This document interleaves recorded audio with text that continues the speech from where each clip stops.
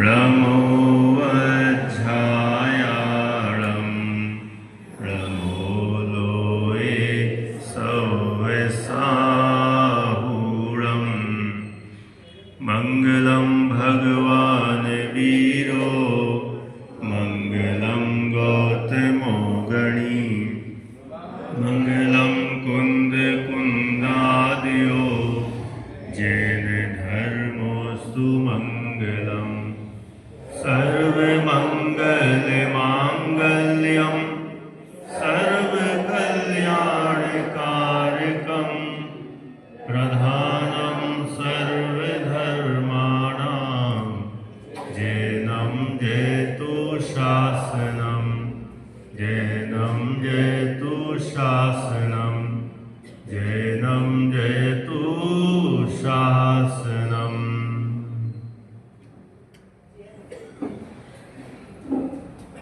सायंकालीन सत्र में 5 भावों पर अपनी चर्चा चल रही है।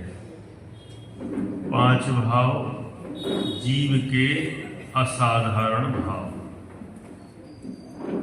जीव के भाव कहें अथवा कहें मेरे भाव, स्वयं के भाव, इन पर अपनी चर्चा चल रही है। अच्छा, आप लोग बता सकते हो कि अपने कितने भाव हैं अभी एट प्रेजेंट 5 में से?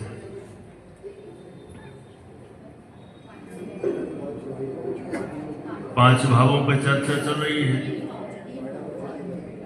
5 में से कितने हैं? कोई बोल रहे हैं 3, कोई बोल रहे हैं 2।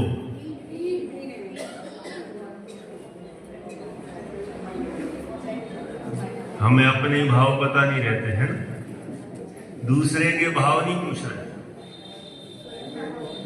और न सोने के भाव पूछ रहे, न चांदी के भाव पूछ रहे हैं। उनके भाव में तो गिरावट हो रही है, तो हमारे भाव तो बढ़ रहे होंगे, वे भी घट रहे हैं।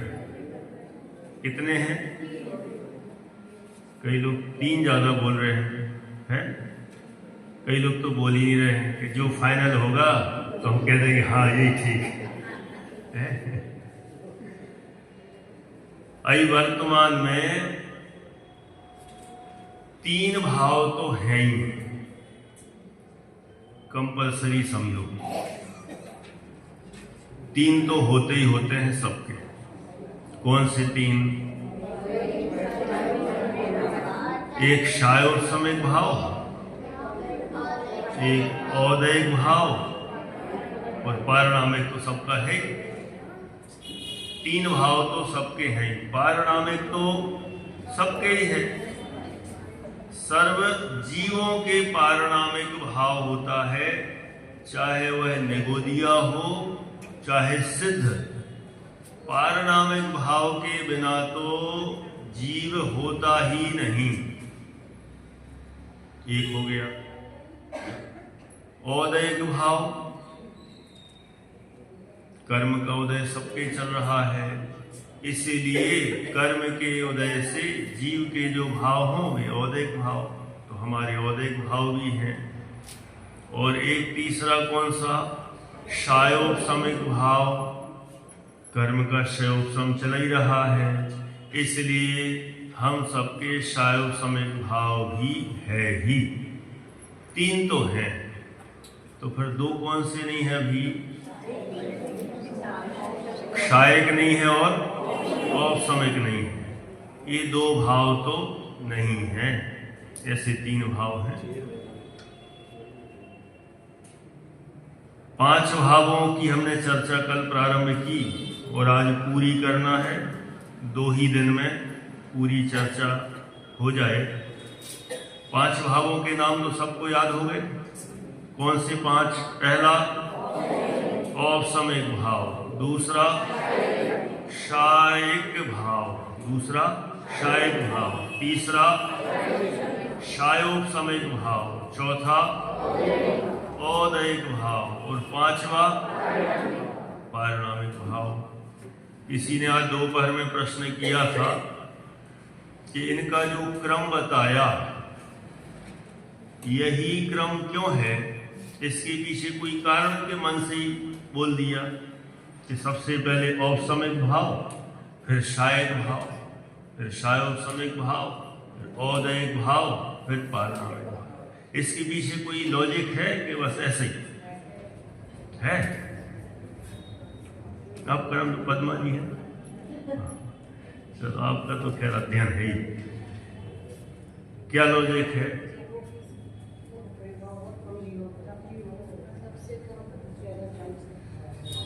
सबसे औपसमिक भाव, औपसमिक भाव वाले सबसे कम जीव हैं इस दुनिया में,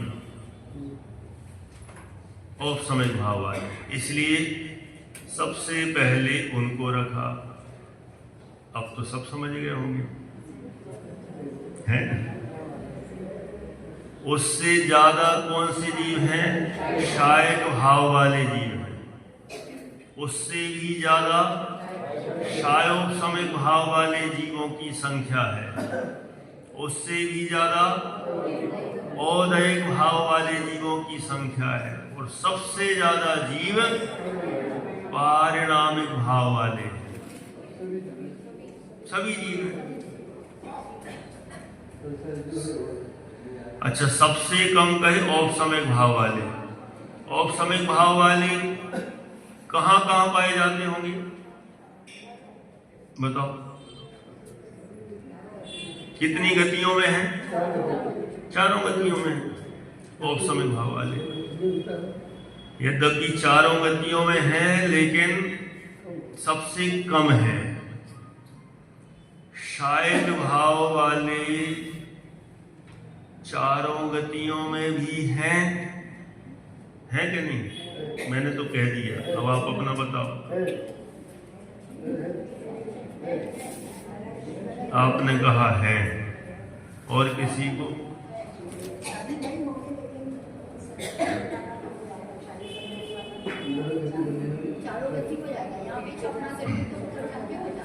अरे वाह, आपके बगल वालों पे असर है, मतलब आपका भी अच्छा है, बढ़िया। शायक भाव वाले भी चारों गतियों में हैं, और चारों गतियों तो छोड़ो, पंचम गति में भी। शायक भाव वाले चारों गतियों में भी हैं और पंचम गति सिद्धालय में भी हैं। इसलिए औपसमिक भाव वालों से ज्यादा संख्या हुई शायक भाव वालों की। फिर 3 नंबर कौन से भाव वाले? शायोपसमिक भाव वाले, उनसे भी ज्यादा है। शायोपसमिक भाव वाले उनसे भी ज्यादा है। सिद्ध करके देख रहे हैं अपन कैसे कैसे हो सकते हैं उनसे ज्यादा? कहां कहां पाए जाते हैं? चारों गतियों में है कि नहीं? शायोपसमिक भाव वाले चारों गतियों में, लेकिन सिद्धालय में तो होते ही नहीं। तो फिर तो कम होना चाहिए ना। शायक भाव वाले तो चारों गतियों में और पंचम गति में भी है, 5 गतियों में है। शायोपसमिक भाव वाले चारों ही गतियों में बस हैं, तो कम होना चाहिए ना, ज्यादा कैसे हो गए?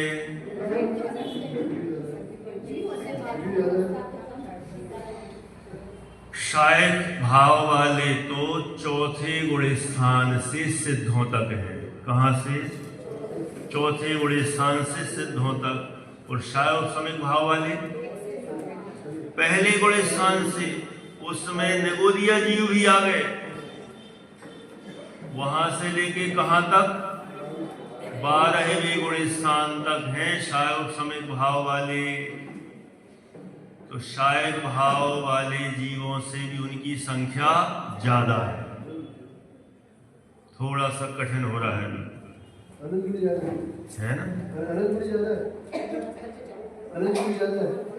कह सकते हैं, ठीक है। कठिन लगे तो बता देना, और पूरा याद ना रहे तो आपको इतना याद रखना, 5 भावों का यह क्रम क्यों है? औपसमिक भाव वाले सबसे कम है। अब कहाँ है, नहीं है, भूल जाओ।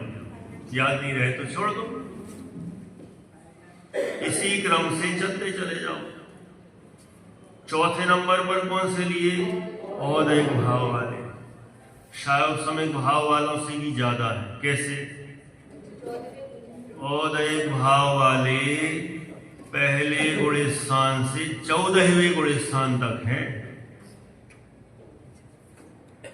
सारे संसारी आ गए उसमें, कंप्लीट A to Z। औदैक भाव में एक भी संसारी नहीं बचा। चारों गतियों के कंप्लीट जीव, एक भी माइनस में नहीं जाएगा। अरहंत परमात्मा भी, सयोग केवली भी, अयोग केवली भी, सब आ गए। ठीक है। और पारणामिक भाव में, पारणामिक भाव वाले तो सारे जीव, सभी संसारी और सभी मुक्त।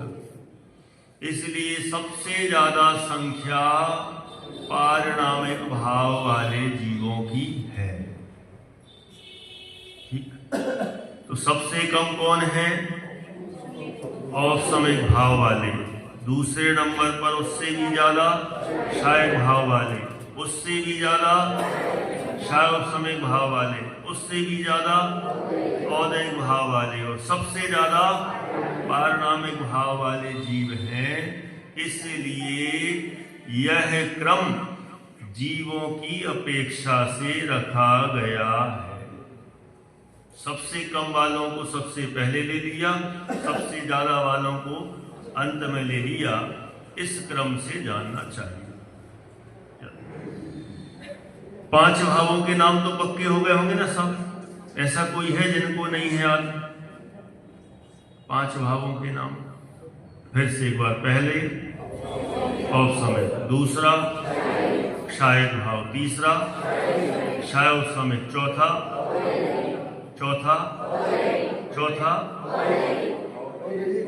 औदैक, चौथा औदैक, और 5वां पारणामिक। थोड़ा सा पूछ लूं कल का, इन 5 भावों में जीव के कितने हैं? जीव के कितने हैं?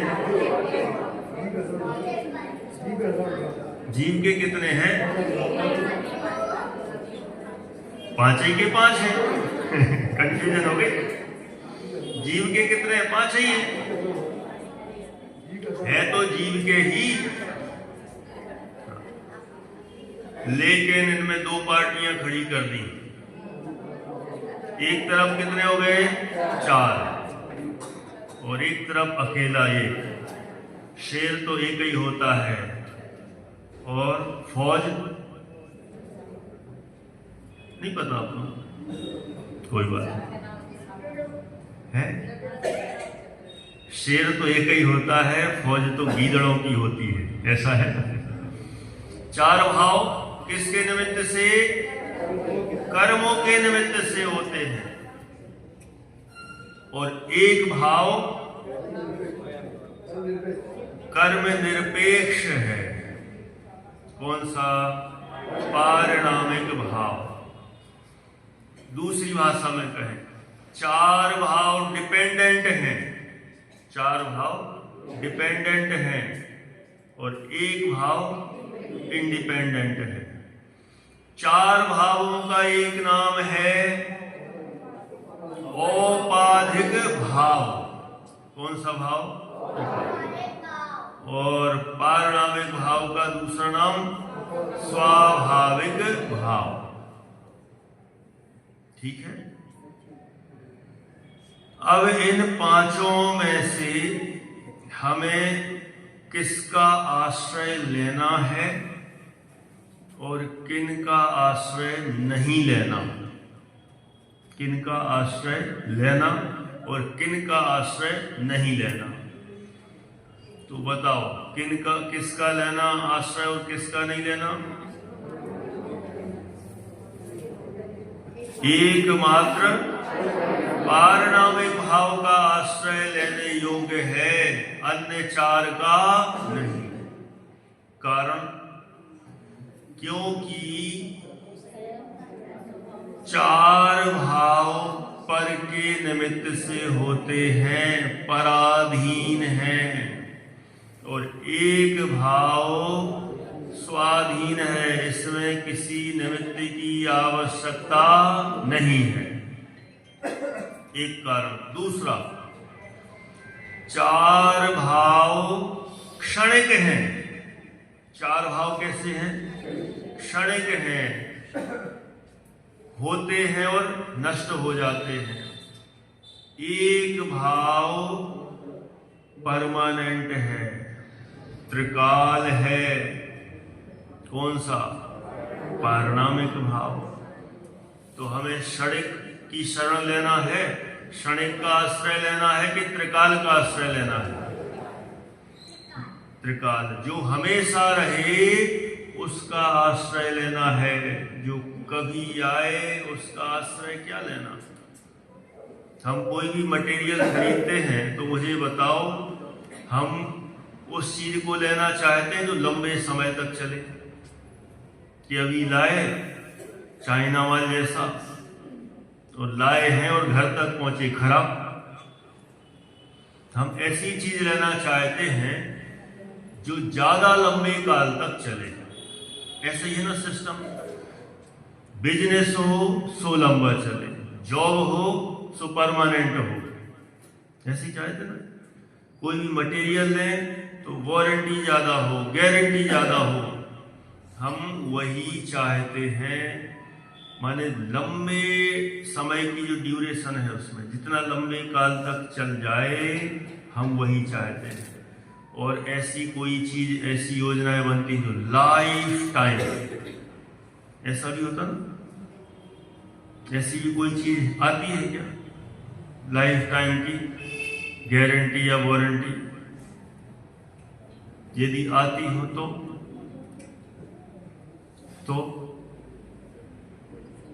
मान लो ऐसे मोबाइल या कोई चीज आने लग जाए कि लाइफ टाइम गारंटी, खराब हो जाए दूसरा दे देंगे, लेकिन परमानेंट एक बार आपने ले लिया तो जीवन भर आपके साथ ही रहेगा। बोलो लेंगे कि नहीं? लेंगे। जितना लंबा काल रहे उतने लंबे काल वाले को हम वैल्यू देते हैं। सही है ना? सही है कि नहीं? कपड़े खरीदने जाते हैं तो हम यही सोच के लेते हैं ना कि बहुत लंबे काल तक चलेंगे, कि नहीं एक बार पहनो और फट जाए, ऐसे चाहिए? नहीं चाहिए। लंबे काल तक चले ऐसे कपड़ा चाहिए। ऐसे ही चाहे मोबाइल लो, चाहे टीवी लो, चाहे घड़ी लो, ये प्रोजेक्टर लो, जो भी चीज अधिक लंबे काल चले हम वही चाहते हैं। इन पांच भावों में ऐसा कौन सा भाव है जो सबसे ज्यादा लंबे काल तक रहता है? कौन सा? पारिणामिक। कितना लंबा काल? कितना लंबा काल? क्या गजब है। अनादि अनंत, अनादि अनंत तक रहने वाला है। और बाकी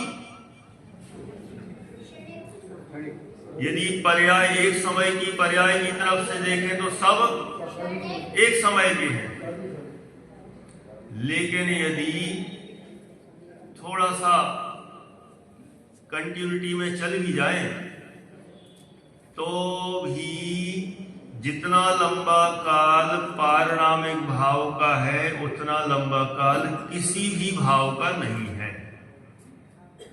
जैसे औपसमिक भाव कितनी देर तक रहता है? बताओ, जिन्होंने स्वाध्याय किया है वे जल्दी जल्दी बता सकेंगे। औपसमिक भाव एक अंतर मुहूर्त, बस। कितनी देर तक? एक अंतर मुहूर्त से ज्यादा औपसमिक भाव नहीं रहता। क्षायक भाव, क्षायक भाव सादी अनंत है। अब ये किसी किसी को शब्द कठिन लगेगा। सादी अनंत क्या होता है? सादी माने जिसकी शुरुआत हुई हो। शुरुआत तो हुई है, मतलब अनादि से नहीं है, अनादि से तो नहीं था, तो इतना टाइम तो माइनस चला गया ना। और अब जब प्रकट होगा वहां से लेकर अनंत काल तक रहेगा। तो एक तरह से यदि अपन अनादि अनंत काल को दो पार्ट में बांटे तो अनादि काल तो गया ना, उतने समय तो शायद था ही नहीं। अब शायद जब से हुआ तो कब तक रहेगा? अनंत काल तक। तो आधे टाइम तो रही नहीं, आधे टाइम रहा। तो ये भी लंबे काल का नहीं हुआ, सबसे ज्यादा लंबा काल नहीं है। क्षायोपशमिक भाव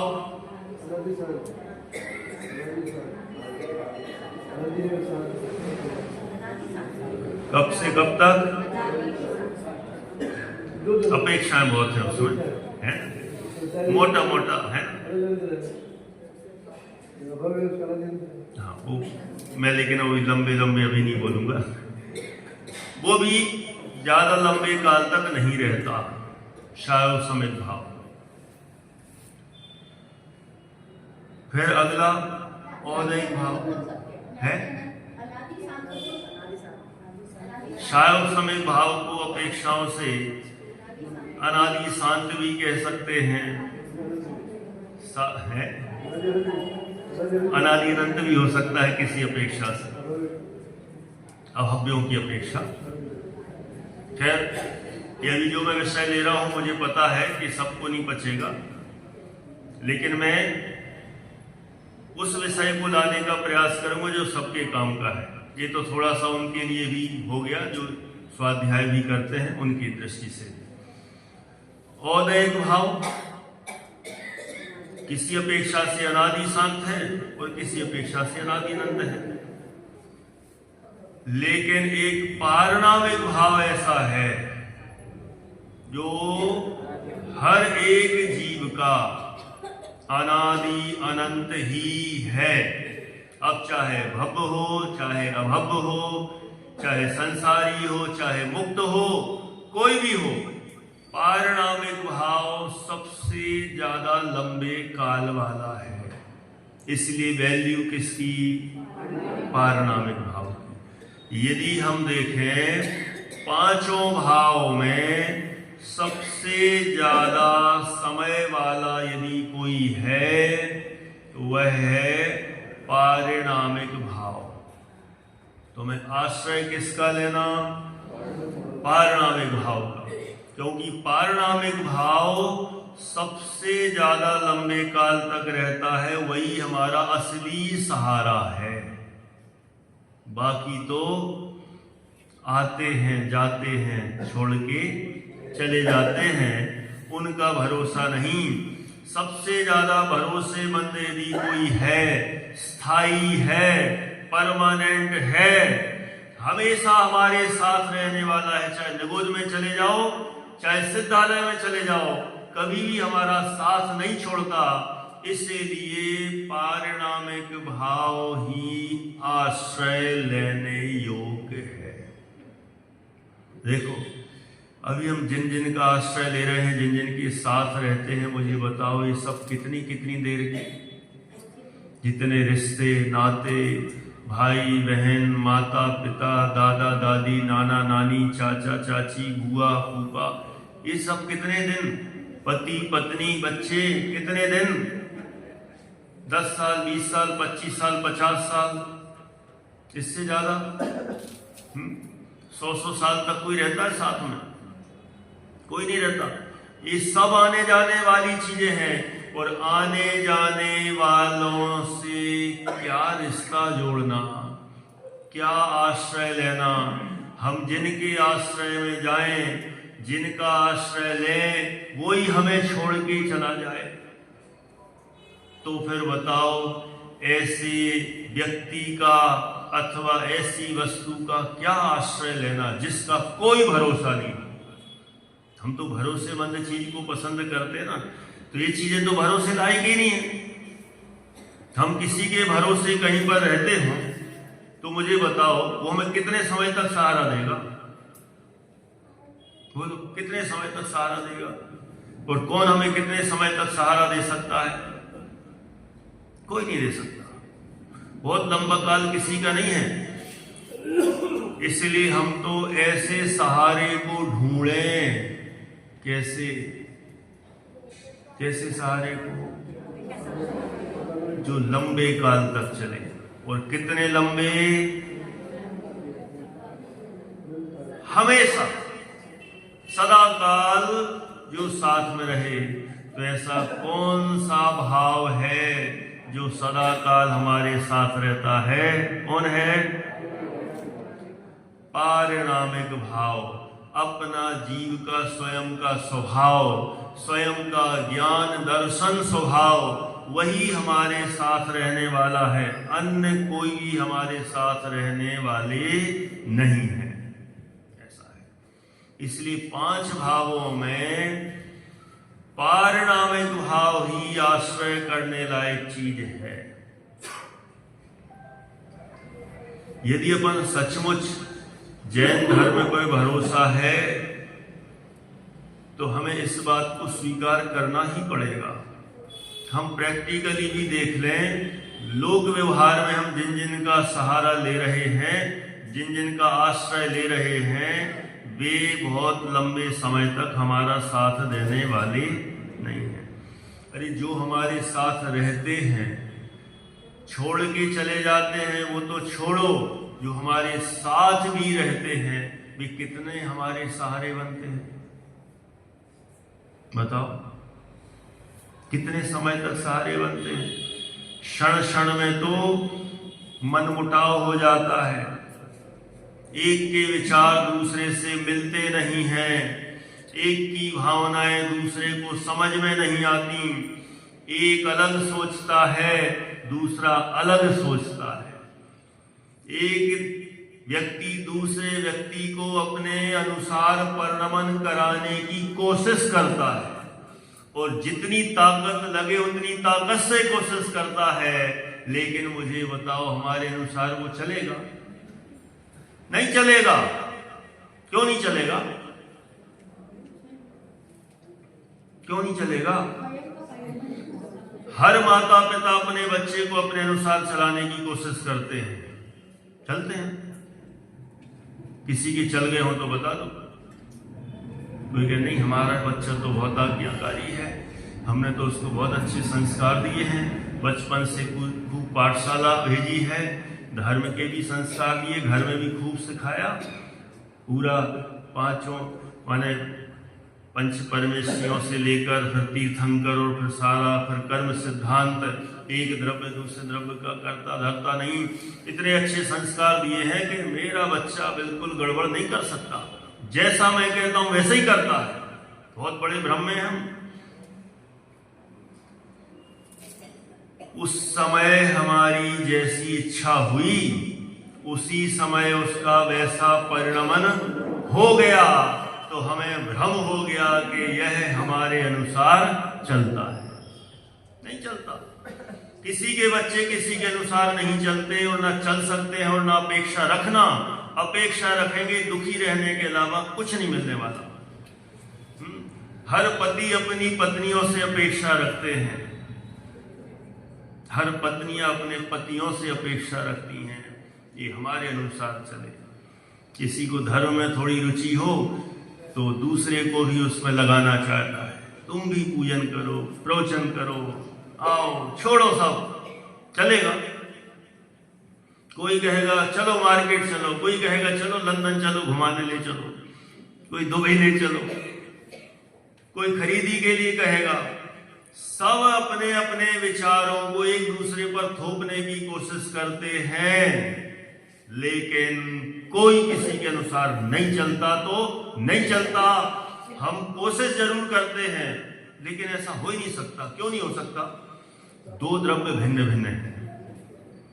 ये कोई इसमें किसी गलती नहीं है, वो तो हम देखते हैं कि बहुत खराब है। क्यों क्यों खराब है? पतिदेव हमारे बहुत खराब है, क्यों? सुनते ही नहीं। क्यों सुनेंगे? क्यों सुनेंगे? वो द्रव्य भिन्न है, ये द्रव्य भिन्न है। दो द्रव्य जब भिन्न भिन्न हैं, उनका परिणमन भिन्न भिन्न है, तो हम उसको अपने अनुसार कैसे परिणमा सकते हैं? अरे शरीर तो हमारे अनुसार चलता नहीं, जो 24 घंटे हमारे साथ रहता है, चलता है हमारे अनुसार। क्यों साहब, जितने अभी यहाँ पर बैठे हैं, पिछले 50 साल 25 साल पहले जाओ तो कितने युवा थे, एकदम फिट, कहीं से भी कूद जाते थे, जंपिंग कर लेते थे, दौड़ लगा लेते थे, खेल लेते थे। अब कोई कहे इधर से सीढ़ी उतरना, एक जंप करके अगली सीढ़ी उतर के बता दो, फ्रैक्चर हो जाएगा। कैसा हो गया शरीर? जहां जंप कर करके 4-4 सीढ़ियां और इधर से कूदो तो नीचे गिरते थे, आराम से कुछ नहीं होता था, और अब ये शरीर कैसा हो गया? ये हमारे ही अनुसार नहीं चलता है। कैसा बुढ़ापा सा आ गया है, कैसी कमजोरियां आ गई हैं, बाल सफेद हो गए हैं, बाल झड़ भी गए हैं, इतनी शिथिलता शरीर में आती जा रही है। ये भी हमारे अनुसार नहीं चलता, तो हम अन्य द्रव्य को अपने अनुसार चलाने की कोशिश भी करें तो कैसे चलेगा? कोई चल सकता ही नहीं। इसलिए पर द्रव्यों में अपनी मान्यता को थोपना ही अपराध है। लोक व्यवहार में ठीक है, प्रयास करते रहो, अंदर से यही श्रद्धान होना चाहिए, कोई द्रव्य किसी के अनुसार चलेगा ही नहीं। यदि ऐसा हमने निश्चित कर दिया तो कभी दुखी होने का सवाल ही नहीं। यदि दुखी नहीं होना हो तो अपनी मान्यता दूसरे पर जबरदस्ती थोपने की कोशिश मत करो। हाँ, तो समझा तो सकते कि नहीं, थोड़ा बहुत समझाओ ना, लेकिन अंदर से क्या समझ के समझाना? समझाने से समझ नहीं आता, नहीं आता, नहीं आता, नहीं आता। आदिनाथजी तीर्थंकर अपने पोते मारीची को नहीं समझा पाए, तो तुम तीर्थंकर से ही बड़े हो। भरत जी चक्रवर्ती 6-6 खंडों को जीत के आ गए हैं, 32,000 मुकुटबद्ध राजाओं को जीत लिया और 96,000 शादियां कर ली सबके राजाओं की बेटियों से। पता है आपको, जहां जहां युद्ध करने, जहां जहां राज्य स्थापित करने जाते ना 6-6 खंड का, तो वहां की जितने राजा है ना, सबको अपने अधीन किया, सबकी बहुत सारी बेटियों से शादी करके ले आते हैं। 96,000 ऐसी थोड़ी हो जाती है, सबके दामाद बन जाते हैं, फिर रिश्तेदारी भी बना कर आते हैं। रास्ते में जाते जाते 60,000 वर्ष लगते हैं उनको। कितने?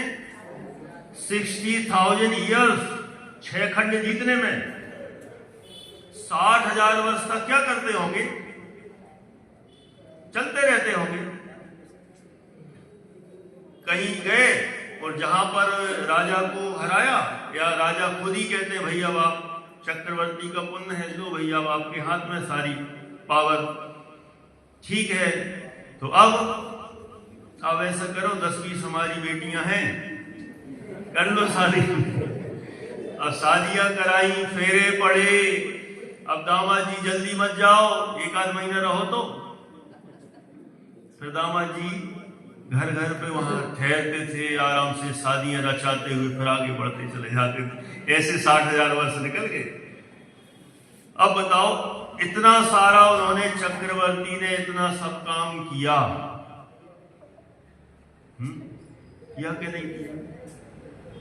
किसने किया ये सारा काम? चक्रवर्ती ने इतना काम किया। लेकिन इतना सब करके भी हमें तो ये बताओ, मुझे तो खास इन सब में इतना सारा काम करके भी 32,000 राजाओं को अपने वश में करके भी 96,000 पत्नियां को संभालते हुए भी लाखों हाथी, करोड़ों घोड़े, इतनी ताकत कि देवतागण भी उनकी सेवा में उपस्थित हो जाते, इतना पुण्य होता है चक्रवर्ती का। लेकिन उनका एक निकम्मा बेटा, कौन? निकम्मा कहना चाहिए, जो अपनी बात नहीं सुने। हमारे तो सारे बच्चे आज्ञाकारी हैं, लेकिन चक्रवर्ती का बेटा मारीची भरत जी का बेटा था, लेकिन उनकी बात नहीं सुना, उसने कहा कि छोड़ो सब, मैं अपना ही वर्चस्व बनाऊंगा और 363 में चलाए मारीची ने। भरत जी उस पर अपनी ताकत नहीं दिखा पाए, जहां सारी दुनिया में ताकत का डंका बजा के आए चक्र रत्न लेके, नहीं चली। तो हमारी किस पर चलेगी? चला सकते हम किसी पर? सचमुच प्रथमा योग की बातें सुनकर हमें अंदर इतने दृढ़ हो जाना चाहिए कि कोई किसी के अनुसार नहीं चलता। भ्रम में जीना व्यर्थ है। हमें तो पर द्रव्यों पर चलता नहीं, रिश्तेदारों पर चलती नहीं, घर परिवार पर चलेगी नहीं, इस शरीर पर भी मेरी नहीं चलेगी। मेरे पास है क्या जिस पर मैं चलाऊं? किस पर? अपने आप पर। बस मेरा ज्ञान, मेरा दर्शन, मेरे अनंत गुण, बस वही मेरा परिवार है। और वे सारे गुण मेरे आत्मा में बसे हुए हैं। उन अनंत गुणों का मैं स्वामी हूं, बस उन्हीं का मैं करता धरता हूं। इसके अलावा अन्य पर मेरा कुछ नहीं चलता और न चल सकता है। इसलिए ऐसे अनंत गुणों के परिवार को ही अपना परिवार मानने में फायदा है। वही अनादि अनंत है, अन्य कुछ भी अनादि अनंत नहीं है। बाकी तो सब संयोग हैं, संयोगों का वियोग होने वाला है। आज भी तो सुना खंडवा में एक है ना, अपनों के बीच के ही एक है ना, उनके साथ घटना घटी।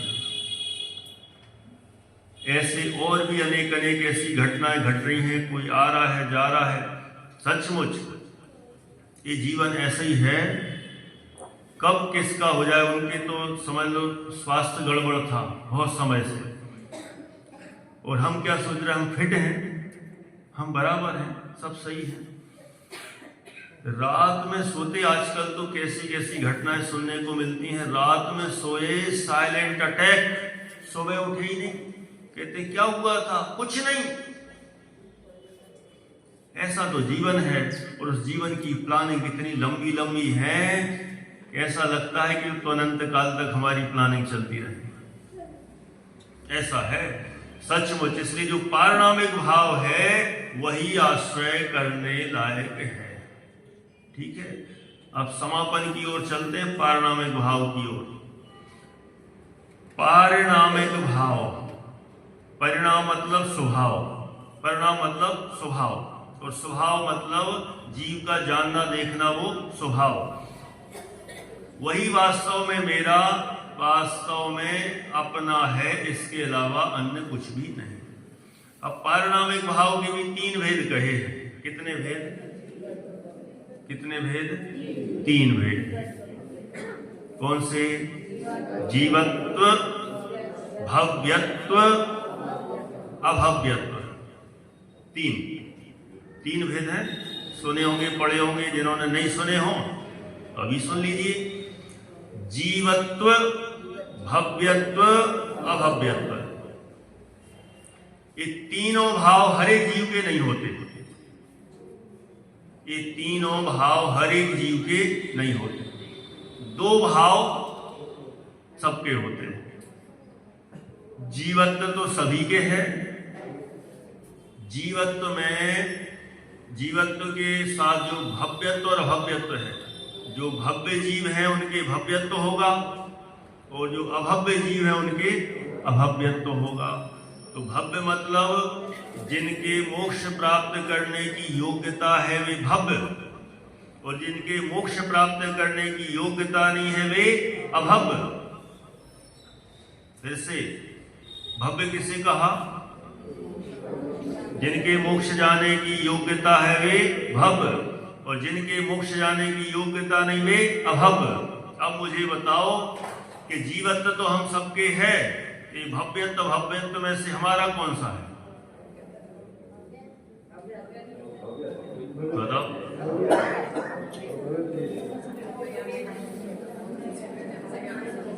एक दूसरे से डिस्कस कर रहे हैं, क्यों आपका कौन सा है? हम भी अपना वही बता दें।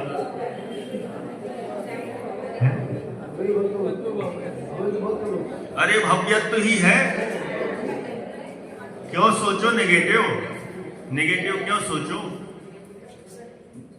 जिसको आत्मा की बात तत्प्रति प्रीति चित्तेन येन वार्तापि ही श्रुता निश्चितम सा भवेत् भव्यो भावी निर्माण भाजनम। जिसने आत्म तत्व की बात रुचि पूर्वक सुनी है। अब यहां पर भी जो बैठे हुए हैं ना, वास्तव में सब अपनी रुचि से ही बैठे हुए हैं। कोई जबरदस्ती थोड़ी किसी ने बांध रखा है नरेंद्र जी साहब? आपने जबरदस्ती रोका? किसी और ने रोक ही नहीं सकते है। संकेत जी बताओ, आप बताओ, कोई और हो जो यहाँ का हेड लीडर हो, नेता हो, नेता मतलब जिसने सबको जबरदस्ती बुलाया हो, आना ही पड़ेगा और जब तक हम नहीं कहें यहां से हिल नहीं सकते, ऐसा किसी ने कहा? ज्यादा से ज्यादा निवेदन किया होगा, आ जाना, हमारा शिविर है, पहली बार अच्छा शिविर हो जाए, थोड़ा सा माहौल बन जाए। जबरदस्ती तो कोई नहीं कर सकता। जिसको नहीं आना है तो नहीं आएगा, जब जाना है चला जाएगा, जितना बैठना है बैठ जाएगा। सब अपने मर्जी के मालिक हैं। लेकिन जो यहाँ फुल टाइम बैठ रहे हैं उनको आत्मा की रुचि है, अपने कल्याण की रुचि है, और जिसको अपने कल्याण की रुचि है वो भव्य नहीं होगा तो फिर कौन होगा? ऐसा। इसीलिए तो हम सब भव्य ही हैं, अभव्यपना तो दूर रहो। अब दो तो हमारे पक्के हुए, ठीक है? कौन से? जीवत्व और भव्यत्व। बराबर है, हो गया ना यहां तक? अब भव्यत्व तो जब प्रकट होगा तो सम्यक दर्शन आदि होते चले जाएंगे और मोक्ष जाने के बाद भव्यत्वपना नष्ट हो जाता है। सुनना, मोक्ष जाने के बाद भव्यत्व नष्ट हो जाता है। क्यों? फिर क्या फायदा है? अरे जो भव्यत्व योग्यता थी अब उसका फल मिल गया। अब फल मिल गया तो कब तक रखोगे? सिद्धालय में भी ले जाओगे क्या? अब क्या जरूरत है? जैसे बीज बोया तो बीज का वृक्ष बनके और फल मिल गया, तो बीज की क्या जरूरत है? उसका फल मिल गया ना। ऐसे ही सिद्धालय जाने के बाद भव्यत्वपना नष्ट हो जाता है। एक ही सदा बना रहता है। कौन सा? जीवत्व। जो निगोद में सो ही मुझ में, सो ही मोक्ष मझार। जीवत्वपना हमेशा है। अब सुनना है क्या चीज? हाँ, आपका कहना है भव्यत्व का अभाव हो जाए तो उसे पारिणामिक क्यों कहा? देखो, पारिणामिक इसलिए कहा क्योंकि वह जीव का स्वभाव नहीं है, वो जीव की योग्यता है। और जीव के साथ जब तक संसार अवस्था में है तब तक वो योग्यता रहेगी, और योग्यता का जब फल मिल जाए तो उस योग्यता की क्या आवश्यकता है? इसीलिए वो योग्यता रूप में पारिणामिक है। तो अलग अलग वैरायटियां हैं। भव्यत्व किस रूप में पारिणामिक है? योग्यता रूप में पारिणामिक है। और जीवत्व स्वभाव रूप में पारिणामिक है। किस रूप में? और स्वभाव का कभी अभाव नहीं होता। अब और आगे बढ़े, 9 बजे दिखाई देते हैं मुझे, मेरी आदत से थोड़ा सा और ले लो, लेकिन नहीं, कई लोग तो गए थे हाँ ले लो, कई लोग हो इनने फंसा दिया ये भी बड़ी समस्या है। देखो, ये बच्चों में तो होता ही होता है। जैसे बच्चों की क्लास लेते ना वहां पे, तो उधर भी ऐसा ही होता है कि और ले लें क्या? तो कई बच्चे कहते हैं हाँ हाँ हाँ चल ले दो। कई लोगों को तो लगता है क्या दिक्कत है, और आ जाए विषय। किसने फंसाया? बच्चों में जो होता, बड़ों में भी ऐसा ही होता है। जरूरी नहीं है कि बड़े लोग अच्छे रुचि से आए हैं तो वे चाहें कि नहीं नहीं चल दे दो 1.5 घंटा। उनको भी एकदम टाइम लिमिट होती है कि हमारी बस इतनी ही कैपेसिटी है, इससे ज्यादा हम नहीं झेल पाएंगे, है ना? फिर भी करेंगे पूरा। इसके बाद थोड़ा सा 5-7 मिनट में मैं थोड़ा सा 2.5 लीग का परिचय दूंगा और उसके बाद प्रश्न मंच होगा, ठीक है ना? अब आगे देखें, जीवत्व बचा तो हमें किसका आश्रय लेना है? अभव्यत्व तो गया, 3 थे ना, तो हमें आश्रय लेना, तो अभव्यत्व तो गया, भव्यत्व का आश्रय लेना है, वो भी जाने वाला है, इसलिए उसका भी आश्रय लेने की जरूरत नहीं। अब बचा क्या? आश्रय लेने योग्य क्या बचा? जीवत्व बचा। कौन सा जीवत्व? जीवत्व ही 2 प्रकार के। अरे वाह, क्या बात, बड़ी अच्छी जोड़ी। जीवत्व भी 2 प्रकार का, एक शुद्ध जीवत्व और एक अशुद्ध जीवत्व। बहुत गहराई है सचमुच, इतना बढ़िया विषय है, जिसने भी चुन के दिया है, थैंक यू। किसने दिया? आप। चलो, पहले मैं सोच रहा था वही कि 7 तत्व लूंगा, लेकिन बाद में सोचा कि नहीं, बहुत अच्छा विषय, गंभीर भी है, गहरा भी है और अपने लिए उपयोगी है। ठीक है, जीवत्व पे आ गया। जीवत्व भी कितने प्रकार का? 2 प्रकार का, एक शुद्ध जीवत्व और एक अशुद्ध जीवत्व। अशुद्ध जीवत्व तो है जो 10 प्राणों से जीता है। कितने प्राणों से? 10 प्राणों से। 10 प्राणों के नाम पता है ना? तिक्काले चदुपाणा, इंद्रियवल माउवाण पाणोया, ववहारा सो जीवो, निक्षय दो दुछेदना जस। तिक्काले चदुपाणा, तीनों कालों में जीव के 4 प्राणों से जीता है। कौन से? इंद्रिय 5 इंद्रियां, 3 बल, मन वचन काय बल, 5 और 3 8, आयु 9 और श्वासोच्छ्वास 10। 10 हो गए, फिर से गिन लें। कौन से 10? 5 इंद्रियां, 3 बल, मन वचन काय, 1 आयु और 1 श्वासोच्छ्वास, ये 10। इन 10 प्राणों से जो जीता है उसे जीव कहते हैं, उसे जीव कहते हैं। ये वाला जो जीव है, बताओ, परमानेंट है, व्यवहार जीव है, तो ये भी नष्ट होने वाला है। होगा कि नहीं होगा? 5 इंद्रियां नष्ट होंगी कि नहीं होंगी? जब सिद्धालय में बैठे होंगे तब बताओ, है? आयु नष्ट होगी कि नहीं होगी? आयु तो कर्म है। 3 बल नष्ट होंगे कि नहीं होंगे? वे भी तो जाएंगे। और श्वासोच्छ्वास, वो भी सब जाएगा। नहीं चाहिए ये वाला, रिजेक्ट। अब बचा एक, कौन सा? शुद्ध जीवत्व। कौन सा बचा? शुद्ध जीवत्व। शुद्ध जीवत्व मतलब जो शुद्ध ज्ञान और दर्शन स्वभाव वाला है, वही शुद्ध जीवत्व है। कौन से स्वभाव वाला? ज्ञान दर्शन स्वभाव वाला, जिसमें त्रिकाल ज्ञान ज्ञान ज्ञान और दर्शन दर्शन ही बस होता है, ऐसा वह शुद्ध जीवत्व अनादि अनंत है। उसका आश्रय लेने से ही यह जीव मुक्ति को प्राप्त करता है।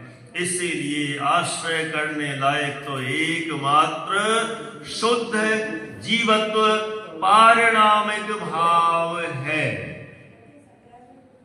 हाँ,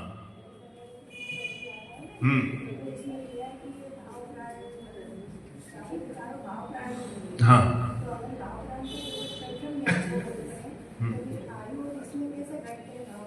वो सब घटा लेंगे, सबको कठिन पड़ जाएगा। समय भी हो रहा है और फिर अभी घटाएंगे तो शब्द सबको कठिन पड़ेंगे। इसलिए मैं तो कोशिश ये कर रहा हूं सरल शब्द और मूल बिंदु पर आ जाए। वो चर्चा तो जितनी चाहे बहुत लंबी है।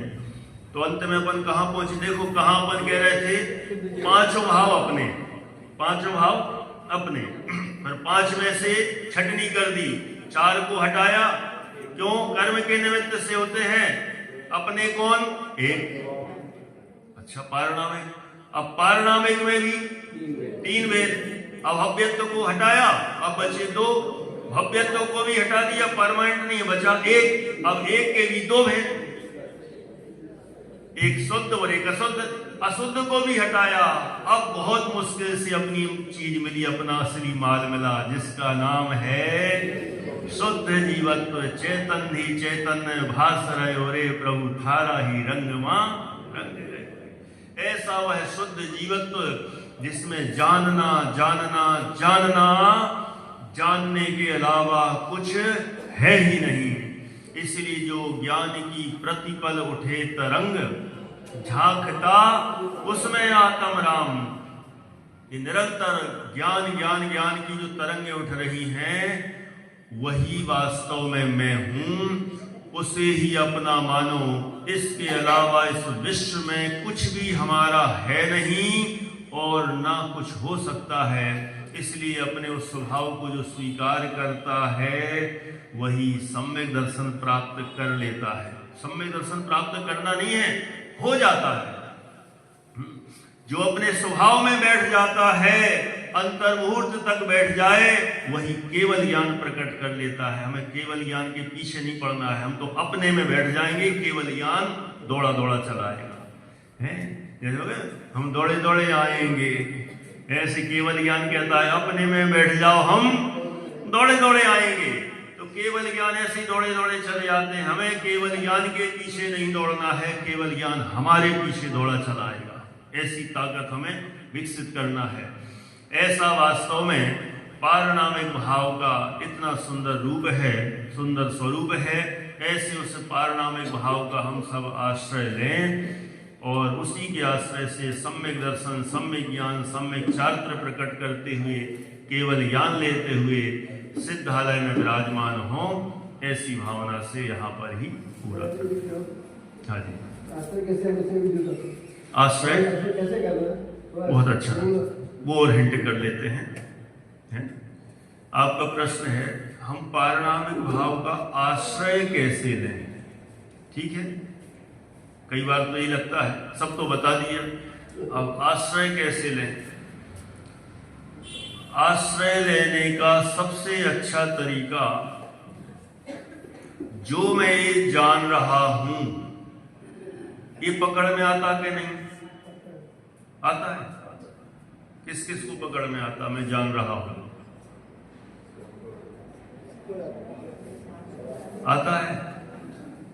सोच रहे सब, हर एक को पकड़ में आता। अच्छा, मुझे आप लोग जान रहे कि नहीं जान रहे ना। तो जानना आपका ज्ञान आपको पकड़ में नहीं आ रहा। कोई कहे नहीं आप पकड़ में आ रहे हो, हमारा ज्ञान पकड़ में नहीं आ रहा। अरे मुझे जाना या मैंने आपको जाना, तो ये ही तो ज्ञान है। अरे आपसे हमें क्या ले देना और आपको हमसे क्या लेना देना। जो जानन जानन जानन जानन जानना है, वह जाननहार ही मैं हूं। ऐसा पक्का तो करना है, और करना क्या है। लेकिन हमारे साथ समस्या है, हम जिस किसी को जानते हैं वो जानना तो दबा रह जाता है, और जानने में आप अच्छे हो, आप बुरे हो, एक इष्ट है, अनिष्ट है, उस राग द्वेष में उलझ जाते हैं और जानन स्वभाव हमारा दब जाता है। तो उस राग द्वेष को छोड़कर जानन जानन स्वभाव को ही यदि मुख्य कर लिया जाए और उसी में ठहर जाएं, उसी का निर्णय हो जाए, बस समझना हमने पारणामिक भाव का आश्रय ले लिया। और करना क्या है, और हम कर भी क्या सकते हैं। जानने के अलावा आज तक इस जीव ने कुछ किया नहीं और कुछ कर सकता भी नहीं है। इसीलिए उसको ही अपना स्वभाव मानकर स्वीकार करना चाहिए। यही उसका आश्रय लेना कहलाता है। ठीक है, चलो अभी विषय यहाँ पूरा करते हैं। कल अपना एक और चलेगा, जो कल सुबह विधान होगा, श्री सर्वज्ञ देव विधान, और उस विधान के आधार से ही सुबह चर्चा होगी, है ना।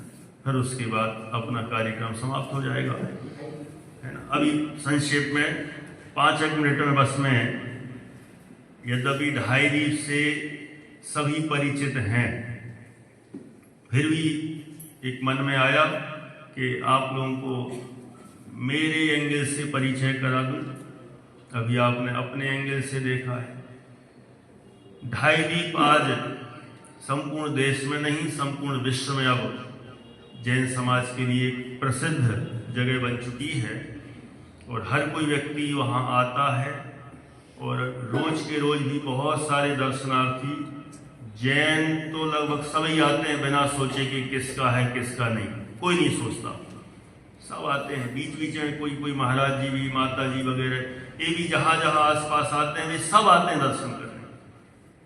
मुमुक्षु गैर मुमुक्षु कहीं किसी प्रकार का भेदभाव किए बिना सब दर्शन करने आते हैं।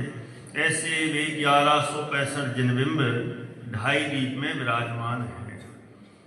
उनके दर्शन सभी को करने योग्य हैं, ऐसे दर्शन के लिए प्रसिद्ध है। और इतना ही नहीं, उस ढाई दीप संस्थान में एक विद्यालय भी खुला हुआ है पिछले 3 सालों से, और वहाँ पर कक्षा 8वीं, 9वीं और 10वीं के 3 वर्ष के 90 छात्र पढ़ते हैं, वहाँ अभी पढ़ रहे हैं। और उन 90 छात्रों को संस्था में रखते हैं। पूरी सुविधाएं ट्रस्ट के द्वारा निःशुल्क हैं, कोई चार्ज नहीं लिया जाता है। रहना, भोजन, सारी व्यवस्थाएं टोटल उनके लिए ट्रस्ट के द्वारा फ्री है।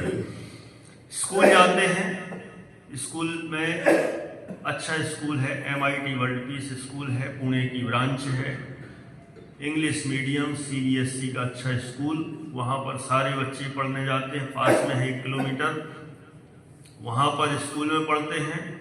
बाकी सुबह शाम यहाँ संस्था में रहकर धार्मिक गतिविधियों में सम्मिलित होते हैं।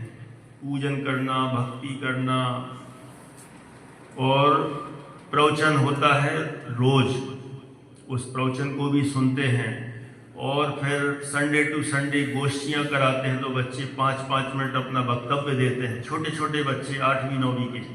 और अभी इस साल तो हमने ऐसा और प्रयास किया, तैयार किया, 9वीं 10वीं के बच्चे आधा घंटे प्रवचन करने लगे। शास्त्री जब करेंगे तब करेंगे, नहीं करेंगे तो भी यहाँ इतने पक्के मजबूत संस्कार दिए जा रहे हैं कि वहाँ पे इतनी कम उम्र में, अभी बड़ों से करा लो, आधा घंटा तो छोड़ो, कहें लो 2 मिनट बोलो माइक पे,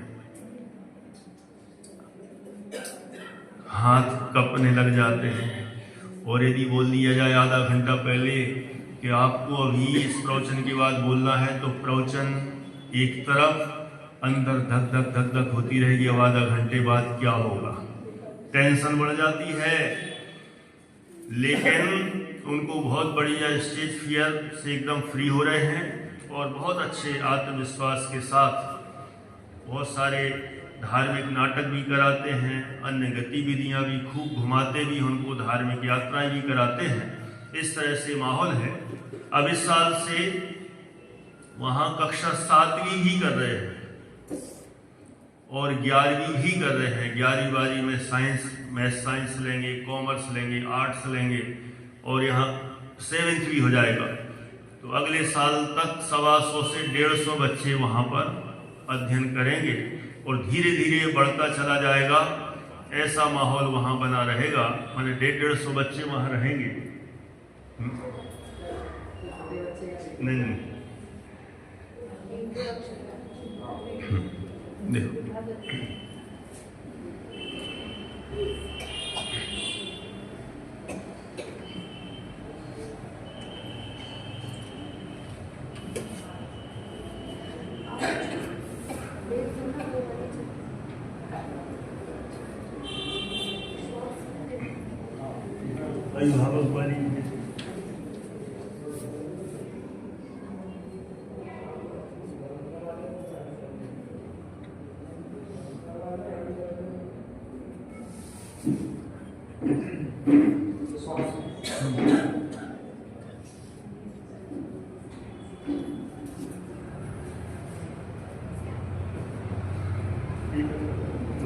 नाटक से देखना एक प्रस्तुत किए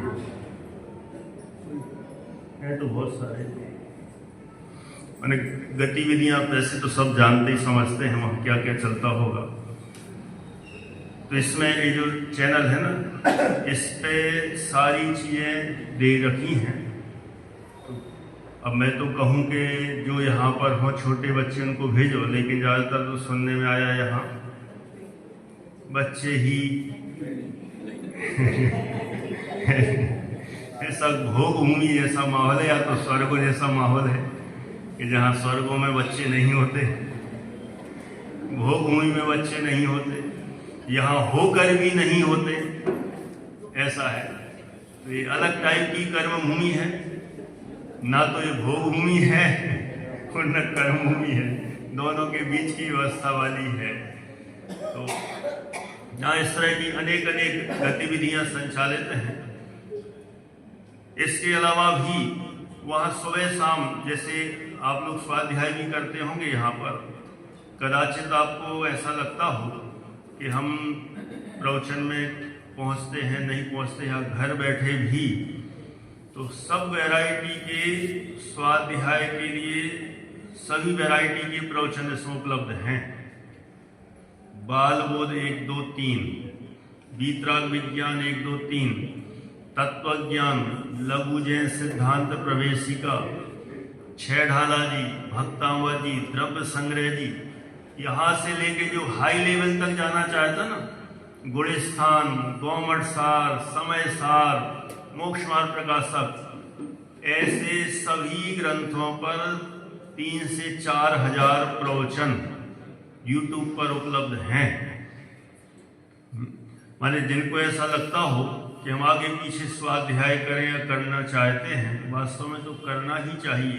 देखो, जीवन भोगने के लिए नहीं मिला है, संसार चलाने के लिए नहीं मिला है। जितना बन सके अधिक से अधिक समय हमें बुद्धि पूर्वक इसी में ही देना है, नहीं तो ये मनुष्य भाव ऐसे ही चला जाएगा और हम चले जाएंगे। 3 दिन हमारे बारे में चर्चा होगी, पहले तो 13 दिन होती थी, अब घटा दिए। फुर्सत नहीं है लोगों को, कौन याद करे। तीसरे दिन ही इकट्ठे हो जाते हैं, उसी दिन याद कर लेते हैं, बहुत अच्छे थे, नहीं थे तब भी अच्छे थे। एक दिन हमारा आता है जिस दिन सब हमारी प्रशंसा ही करते हैं। गए चाहे कहीं हो, लेकिन भेजते सब स्वर्ग में। सुविधा है, लेकिन हम विचार करें कि ऐसा हो भी जाएगा तो क्या होने वाला है? कुछ नहीं होने वाला।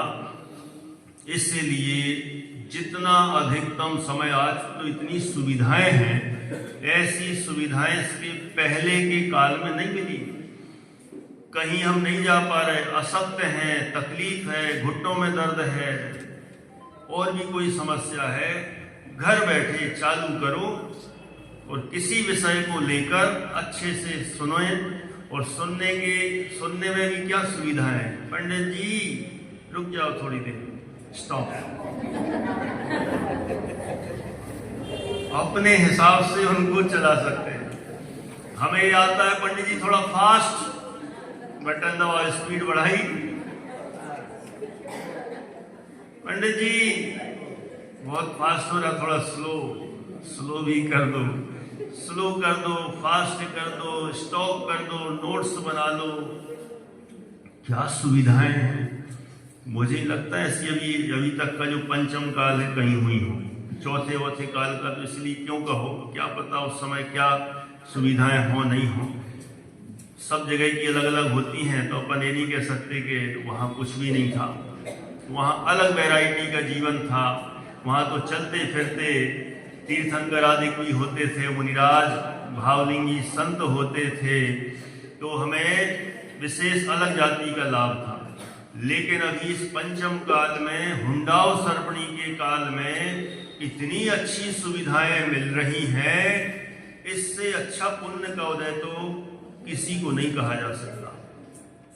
करोड़पति अरबपति हो जाना ये पुण्य का उदय नहीं है, ये तो अजैनों के पास भी है पापियों के पास हैं, कत्ल खाने चलाने वालों के पास हैं, शराबियों के पास हैं, और हमारे पास भी हो जाए तो उसमें कौन सी विशेषता होगी? सबसे मुख्य चीज हमारे पास देव है, शास्त्र है, गुरु है, जिनवाणी है, जिन धर्म है, जैन शासन है, हमें रुचि है। सबसे बड़ी चीज हमें रुचि है, इसलिए उसका पूरा उपयोग करना चाहिए। दिन में कम से कम 2 घंटे, गुरुदेव श्री का भी कहते थे ना, कम से कम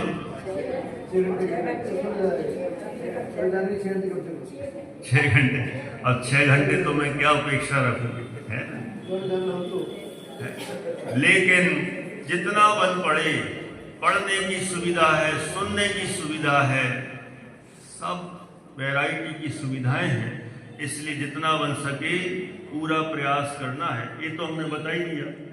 ये जो चाहे ध्रुववाणी चैनल लिखते हैं या मेरा नाम लिखते हैं, उस पर सारे विषय जिसको अभी तो हमारे वहाँ शिविर चलता है ढाई दीप में, बच्चों का शिविर दिसंबर में, तो वहाँ पर बच्चों के लिए स्पेशल जैन रामायण सुनाई गई पूरी कंप्लीट, वो इसमें है। जैन अभी जैन महाभारत चली, सुनी होगी शायद किसी ने, है ना? जैन महाभारत माने जैन, अपन को पता ही नहीं, हमारा इतिहास प्रथमानियों को भी ढंग से नहीं पता। हम कर्ण को भी सूर्य पुत्र मानते हैं, पता ही नहीं है किसके बीच में युद्ध हुआ, क्यों हुआ, कैसे हुआ। बहुत सारी लौकिक जो महाभारत देखी ना, वो 30-35 साल पहले जो आई थी, एक एक घर में घुस के देखते थे, वो देखा है, वो याद है। लेकिन असली में जाने तो सही कि असली महाभारत क्या था, वो सारी चर्चा है। माने संपूर्ण विषय इसमें लिए गए हैं। तो जहां जिसकी जैसी रुचि हो, इतनी सारी चीजें उपलब्ध हैं। ऐसा जानकर प्रथमानुग सुनना है, लगा दिया, 5-7 मिनट की कहानी है, सुनते रहो और अपना काम भी करते रहो। भोजन बस मत करना उस समय, नहीं तो कई लोग खाते पीते भी सुनते रहते हैं, बस वो मत करना, बाकी तो चल जाएगा, है ना? नहीं तो चाय भी पी रहे हैं, चाय के साथ बिस्किट भी खा रहे हैं और पंडित जी के प्रवचन भी चल रहे हैं, तो बहुत बढ़िया। खाते पीते नहीं तो उल्टा पाप हो जाएगा, है ना? इतनी सावधानी, थोड़ी मर्यादा रखें, और मर्यादा रखते हुए सभी चीजों को अच्छे से सुन सकते हैं, समझ सकते हैं।